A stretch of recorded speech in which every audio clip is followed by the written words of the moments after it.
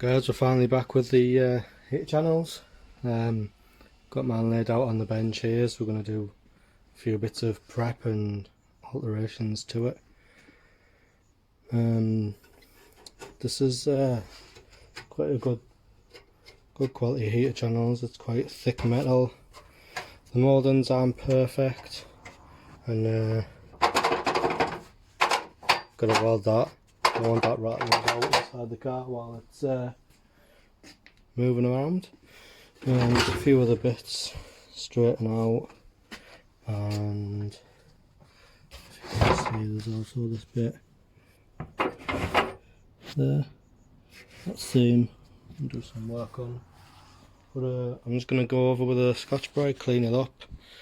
Also going to see if I've got a tap for these threads, clean them out of it as well.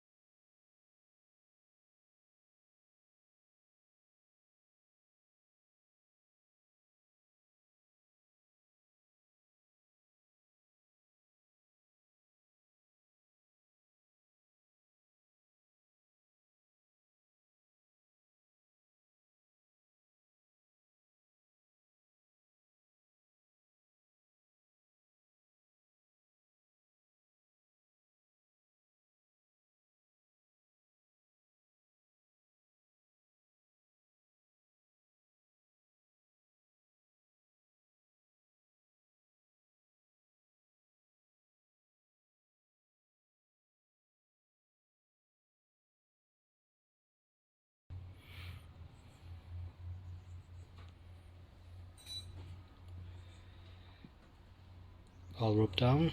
Glad I made this decision because it's pretty thin in places, the sea coating, whatever it is. This moulding's not great. Checked on the original and it comes flush in here and it all meets up, so I might get hammer and dolly on there. I've got this to help me figure out how it's all gonna go. That doesn't want to go in there.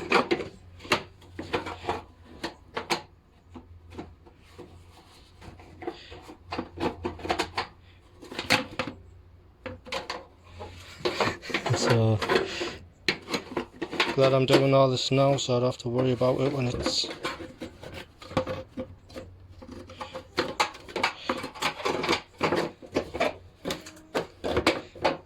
so there's no holes drilled. I'm going to play around with that, guys. So I've been bashing away on this little opening here. See, it doesn't look perfect. However, I was having issues with this guy fitting in there and operating. This would open and then I couldn't get it fully closed. It's catching up here. And also when I got it in place, you can see already it leans forward a bit, but it was kind of like that. And anyway, there's no way I could have got it in one-handed before. Opens, closes fully, so that's open. It's closed, open, directs the airflow into the cab.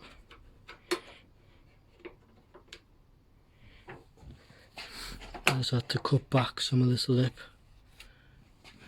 hammer it down. You see all these gaps? I'm going to do that all the way along so it's flush both edges are flush. The spot welds are way back here, so I've got plenty of meat I can take off there. Plus it also stopped people squirting their legs on it when they're sat in there, because it sticks out much more than the channels that are in there. Next thing I'm going to do with this is figure out I'm going to attach it. I'm quite happy with that. I can live with that. So obviously when I don't know how they fit originally, but Mum just had self-tappers through there. You can see there's no holes here, which is good because there's no way they would have lined up. So what I'm going to do is punch where these fit through.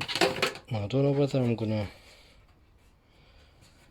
not sure how I'm going to do it. I might weld a nut on there, but that's running the risk of having it sit forward like that.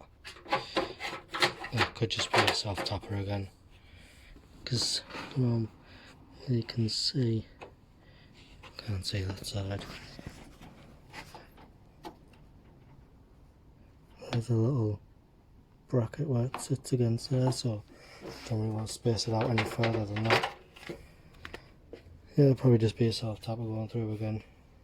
I'm not sure how they're fixed in place originally. But that's what I'm going to do. So I'm going to clean this up a little bit, try and make the opening a bit neater, but like I say, you're never going to see it. I've still got to weld this in place so it doesn't rattle about inside. Also I noticed as well, see how it's all squished. It's not totally perfectly circular. I measured this at roughly about 45mm. Now the card which you get, here we are, is 50. I don't know whether this is supposed to be the same size, but obviously it's way too big. And that's what feeds the vents to the window up from here, from the channel.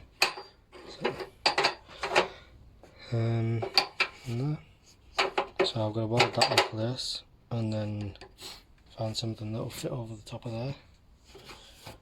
And so clean this up, and I think I'm just going to seam seal these, pinch them together, seam seal them. I don't feel like it's necessary really to weld them, as long as it's closed up. That goes under the front bulkhead anyway, where they're known for rotting. I'm not sure whether to remove the carpet grip, because it does seem to be this way, but I know a lot of these channels have issues with these where people have took them off and moved them along. Man, they don't seem too bad on here. It's not much further forward it can go anywhere really, so we'll see when this one's fitted. I'm glad I'm painting it as well. You can't see. Hold on, do I have a torch? No, I did. Yes.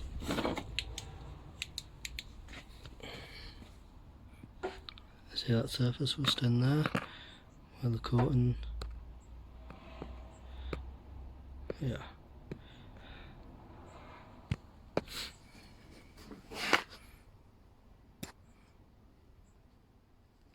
And overall, it's not too bad. At least there's something on in there.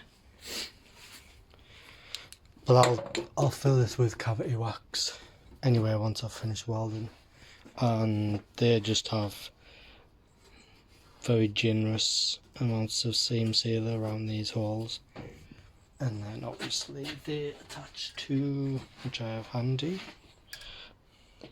these guys here. And make sure they fit as well. That's worth playing around with too. Don't want to have to try and probably got it the wrong way around. See, that end goes to the Bakelite piece, and I think it actually goes onto this one here. I think something like that. And that one comes into the back of the tab under the kick panels. But it's definitely worth doing all these things now, obviously before I paint it. To put me back, I wanted to get these in epoxy primer. I'm using, before I explode and pills everywhere, I'm using 1 part epoxy primer. I've not used this one before. I've used Raptor one on my wings.